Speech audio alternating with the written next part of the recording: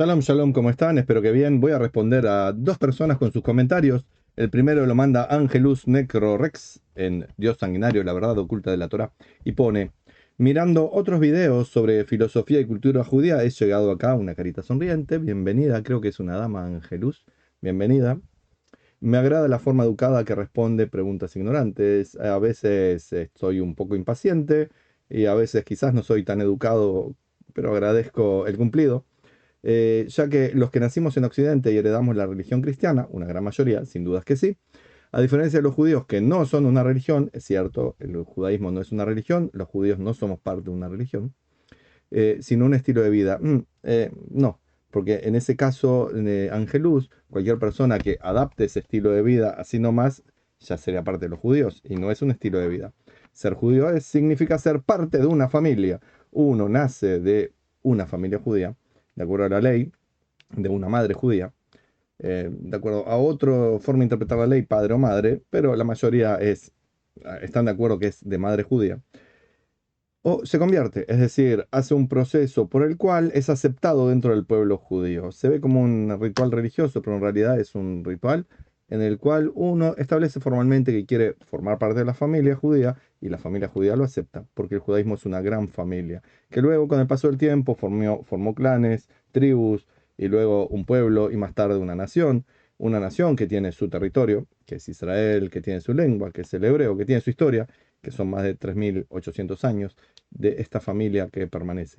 Así que no es un estilo de vida, sino que es un pueblo que sí incorporó un estilo de vida propio, un estilo de vida espiritual, mandamientos propios, una cultura propia, que se conecta con otras culturas porque vivimos desparramados por el mundo, porque quisimos o porque nos obligaron. Mayor parte de las veces porque nos obligaron. Y porque somos el 0,2% de la población mundial, o sea, muy poca gente.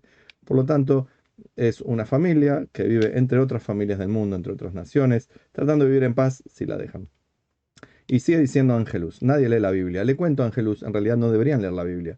La Biblia, como usted le dice, el Tanaj, lo que mal se llama el Antiguo Testamento, es un libro del pueblo judío para el pueblo judío, con ideas del pueblo judío para el pueblo judío, con el mensaje de Dios para el pueblo judío. Algunos de los conceptos de eso que se llama Biblia son para compartir con los demás, pero los demás, los que no son judíos, tienen sus propias culturas, sus propios lineamientos. El eterno creador les dio desde el origen de la humanidad 7 mandamientos, que no son religión tampoco, es lo que Dios quiere para que cada persona de la humanidad, más allá de los judíos, puedan establecer su propia relación personal y colectiva con el Creador. Es el camino espiritual por el cual uno eh, saca a relucir su parte espiritual en este mundo.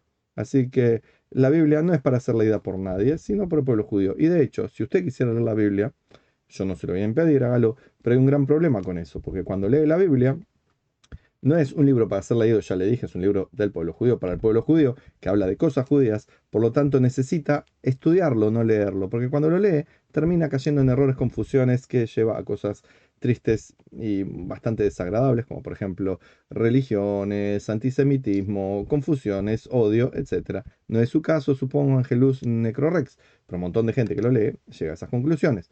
Por lo tanto, en vez de buscar que alguien lea la Biblia, lo que habría que hacer es que si quieren conocer de la Torá, del, del Pentateuco, o si quieren conocer de la Biblia, o sea, el Tanaj, entonces consíganse un maestro judío que sepa del texto, que sepa de las historias, que sepa de las connotaciones, que entienda, que pueda compartir, que sepa enseñar, que sepa cuál es el camino de los noágidas, es decir, la humanidad, que no haya confusiones, etcétera. Por lo tanto, si nadie lee la Biblia, es fantástico. Si la leen, mejor que sea con la guía y enseñanza de un maestro judío verdadero. Tengo un conocido por ahí que tiene una señora que se hace pasar por judía y les enseña cualquier disparate. Toma información de sitios web, de videos, de cualquier cosa, pero no está capacitada para enseñar y ese es un gran problema. Es como si alguien quisiera enseñar física cuántica y a duras penas sabe hacer la matemática con los dedos.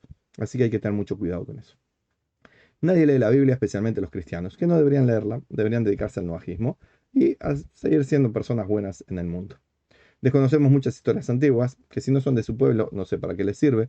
Lo mejor sería que cada uno conozca la historia de su propio pueblo, la cultura de su propio pueblo, viera en qué puede mejorarla, qué puede aprender, qué puede compartir con los demás.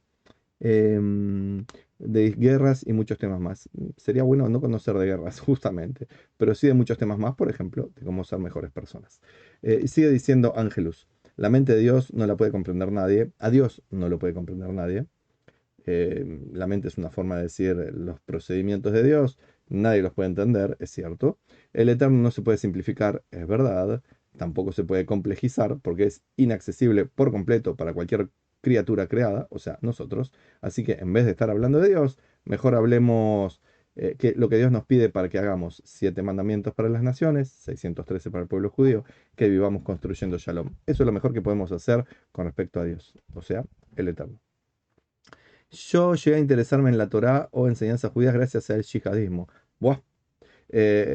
A través de la oscuridad llegó a la luz. Muy bien.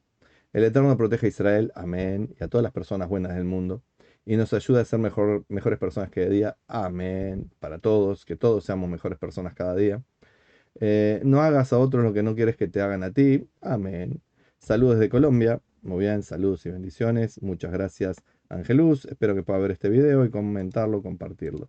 Y este otro comentario lo puso Javier Plut, de España, si no me equivoco. Interesante explicación del discurso final de Moshe al pueblo de Israel.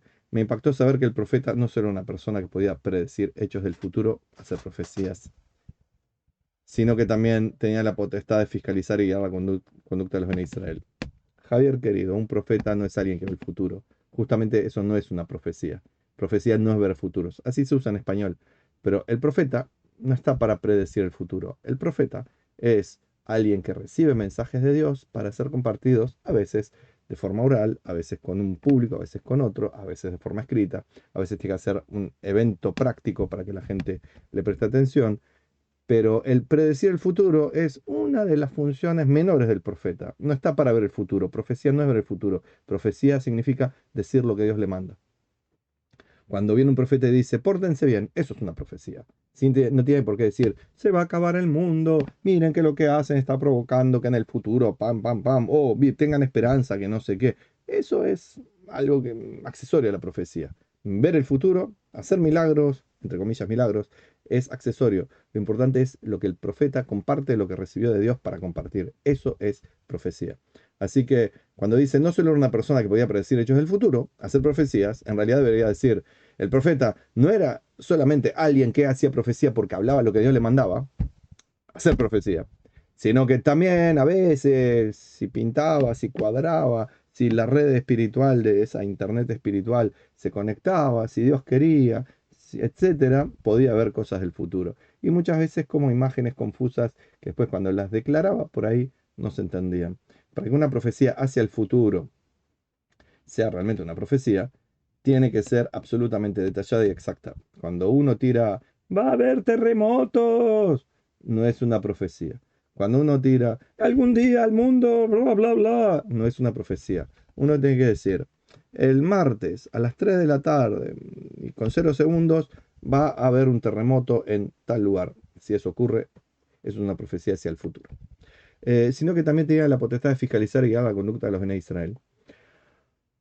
No solamente el pueblo judío, sino aquellos a los cuales Dios enviaba. Por ejemplo, em, Jonás fue enviado a los ninivitas, así que ahí el pueblo judío no tenía nada que ver. Y no era la potestad de fiscalizar y guiar solamente, sino decir lo que Dios le mandaba. Pero sí, entre otras cosas, estaba para decir cuando hacían las cosas bien, muchas veces cuando hacían las cosas mal, e indicarles que siguieran el camino del bien. Muchas personas no ágidas de las naciones, cuando dicen no ágidas, son de las naciones, es una redundancia. Teníamos una imagen errada de lo que es un profeta y sus atribuciones. Y por lo visto la sigue teniendo porque habla poniendo el foco en las profecías del futuro, cuando lo que hay que poner el foco es alguien que transmite el mensaje de Dios. Y cabe aclarar, mensaje que recibió de parte de Dios, puede ser directamente o en un sueño o a través de una visión o un ángel le habló diciendo, vengo de parte de Dios, porque si yo agarro un libro y me pongo a decir el mensaje de Dios, no soy un profeta. Teóricamente podría ser porque estoy dando el mensaje de Dios, pero esta acá es una persona que recibe el mensaje de Dios. Así que espero que le haya aclarado esto un poco el tema. Hashem lo bendiga, estimado Rabino Yehuda, igualmente Javier, que haya paz para ustedes, su familia, el pueblo de Israel y el mundo. Amén. De mi parte, les deseo a todos ustedes shalom y bendiciones.